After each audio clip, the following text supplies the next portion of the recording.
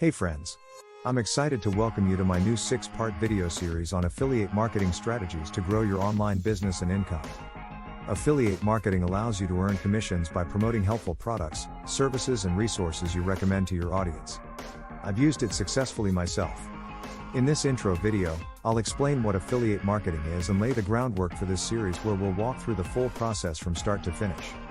Affiliate marketing is an online income strategy that lets you earn commissions by promoting other companies' products on your website.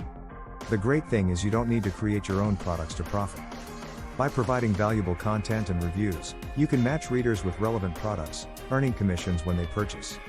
In upcoming videos, we'll cover topics like choosing a profitable niche, optimizing content for search engines, selecting affiliate programs, driving traffic to your site, improving conversion rates, tracking analytics.